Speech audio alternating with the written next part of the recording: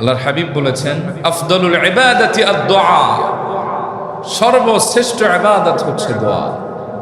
লাইসা শাইউন আকরামা আলাল্লাহি মিনাদ দুআ, আল্লাহর কাছে দোয়ার চাইতে আর অন্য কোনো কিছুই দামি নাই। সুবহানাল্লাহ পড়েন। আদ-দুআ মুখুল ইবাদা, দোয়া হচ্ছে সব ইবাদতের মগজ, মাথা।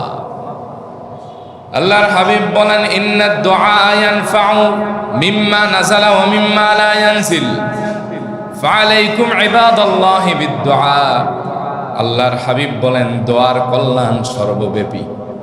তোমরা যার সম্মুখীন হয়েছে এবং যার সম্মুখীন হও নাই, ফাআলাইকুম ইবাদাল্লাহি বিদ-দুআ, ও আল্লাহর বান্দারা দোয়াকে আঁকড়ে ধরো, দোয়ার আমলকে ছেড়ে দেও না, দোয়া বেশি বেশি করো। কারণ যেই ব্যক্তি দোয়া করে সে আল্লাহর কাছে সম্মানিত হয়ে যায়। আবার আল্লাহর হাবিব বললেন, ফাইদা সাআলতা ফাসআলিল্লাহ, যখন কিছু চাইবে, চাওয়ার প্রয়োজন হলে আল্লাহর কাছে চাও। কারণ মাল্লাম ইয়াসআলিল্লাহ ইয়াগদাব আলাইহি, যে ব্যক্তি আল্লাহর কাছে চায় না, আল্লাহ তার উপর রাগান্বিত হয়ে যান। আর যেই ব্যক্তি আল্লাহর কাছে চায়, সে আল্লাহর প্রিয়ভাজন বান্দার তালিকায় যুক্ত হয়ে যায়। এজন্য দোয়া করবেন কার কাছে? বলেন, কম নাকি বেশি? মানুষ আল্লাহর কাছে চাইতে চায় না, অথচ আল্লাহ তাআলা তিনি হচ্ছেন সেই রব যিনি সব কিছুর ঊর্ধ্বে, অমুখাপেক্ষী, বেনিয়াস, আল্লাহুস সামাদ। আল্লাহ তাআলা হচ্ছেন এমন রব, গোটা সৃষ্টি তার কাছে মাথা নত করে, আর তিনি সবাইকে তার ধনভাণ্ডার থেকে দিয়ে সবাইকে সমৃদ্ধ করে দেন। সুবহানাল্লাহ পড়েন। সাহাবায়ে কেরাম রিদওয়ানুল্লাহি তাআলা আলাইহিম আজমাইন জুতার ফিতা ছিঁড়ে গেলেও আল্লাহ তাআলার কাছে চাইতেন। কিন্তু আমরা আল্লাহ তাআলার কাছে চাই কম, মানুষের কাছে চাই বেশি। অথচ আমরা ঈমান এনেছি এ কথার উপরে ভিত্তি করে, খাইরিহি ওয়া শাররিহি মিনাল্লাহি তাআলা, আমার জীবনের কল্যাণ অকল্যাণ একজনের পক্ষ থেকে আসে, তিনি কে? আল্লাহ। এজন্য আমরা নামাজে বলি, ইয়্যাকা না'বুদু ওয়া ইয়্যাকা নাস্তাঈন। আল্লাহ, আমরা আপনার ইবাদত করি, লা না'বুদু ইল্লা ইয়্যাকা, আপনি ছাড়া আর কারো ইবাদত করি না, ওয়া ইয়্যাকা নাস্তাঈন, আর আপনার কাছেই সাহায্য চাই। আল্লাহ বললেন, ওয়া ইয়ামসাসকাল্লাহু বিদুররিন ফালা কাশিফা লাহু ইল্লা হু ওয়া ইউরিদকা বিখাইরিন ফালা রাদ্দা লিফাদলিহি ইউসিবু বিহি মান ইয়াশাউ মিন ইবাদি। ও বান্দা, জেনে রেখো, তোমার রব যদি তোমারে কোনো অকল্যাণে পৌঁছাতে চায়, কোন দুঃখ আর দুর্দশায় ফেলতে চায়, পৃথিবীর কেউ নাই তোমার রবের সিদ্ধান্ত বদলায়।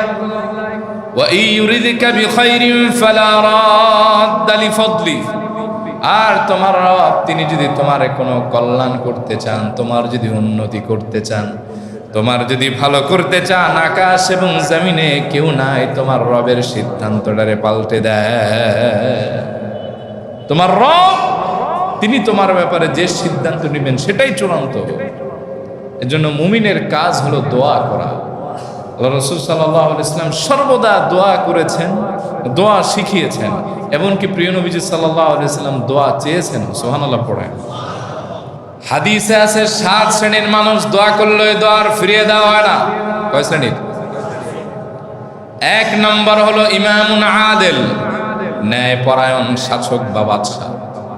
তিনি যখন দোয়া করেন, ওই দোয়ার আরশে গিয়ে নক করে ওই দোয়ার ফিরিয়ে দেওয়া হয় না। আল্লাহর হাবিব বলেন, সালাসাতু লা তারুদ্দু দাওয়াতুহুম, 3 ব্যক্তি এমন আছে যারা দোয়া করলে ডাইরেক্ট কবুল হয়ে যায়, এই দোয়ার ফিরিয়ে দেওয়া হয় না। এর 1 নম্বর হলো ইমামুন আদিল, ন্যায়পরায়ণ শাসক বা বিচারক। এমন ব্যক্তি যখন দোয়া করে, ওই দোয়াটা আরশে আজিমের মালিক কবুল করে নেন। সুবহানাল্লাহ। আমাদের ক্ষমতাসীন যারা থাকেন যে কোনো সেক্টরে, আপনি যদি ন্যায়পরায়ণ মানুষ হন, নীতি নৈতিকতা সমৃদ্ধ মানুষ হন, তাহলে আপনি দোয়া করবেন তো ওই দোয়া কবুল হয়ে যাবে। আবার আরশের তলে 7 শ্রেণীর মানুষ জায়গা পাবে। কয় শ্রেণীর? এর ভিতরে 1 নম্বর হলো ইমামুন আদিল, ন্যায়পরায়ণ শাসক। আমাদের কপাল এত খারাপ যে আমরা সবই পাই, কিন্তু এই সেক্টরে গিয়ে আমাদের ফলাফল মোটামুটি ডাবল জিরো। ঠিক কিনা বলেন? এ দেশের জনগণের ভাগ্যের উন্নতি হবে না। জনগণ খারাপ, যেগুলা মাথার উপর পড়ে এগুলাও খারাপ। কথা কন ঠিক কিনা? সব সেক্টরে একই কাজ।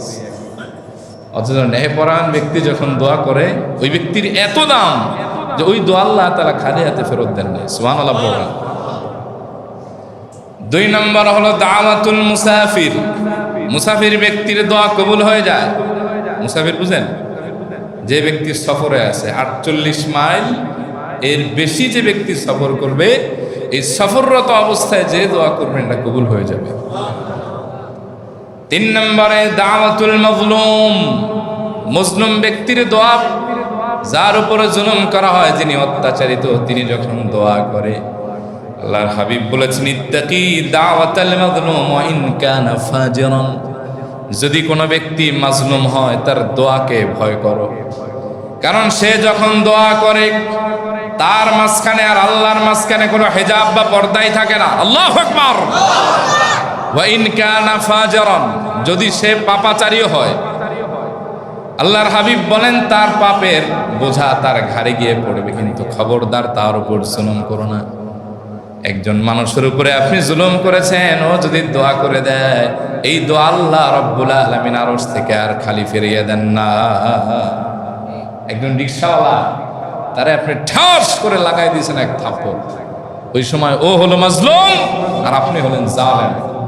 ও যখন মনে মনে, মুখে উচ্চারণ করা লাগবে না, ও যখন মনে মনে দোয়া করবে, এই দোয়া আল্লাহর আরশকে কাঁপায় তোলে। আল্লাহু আকবার। সব সেক্টরে এখন জালেম বসে গেছে। বাপের বয়সী দেখবেন যে একজন কেয়ারটেকার অথবা ঘরের দারোয়ান, এর সাথে এমন খারাপ আচরণ করে, কুকুরও এত খারাপ আচরণ পাওয়ার জন্য আছে না নাই?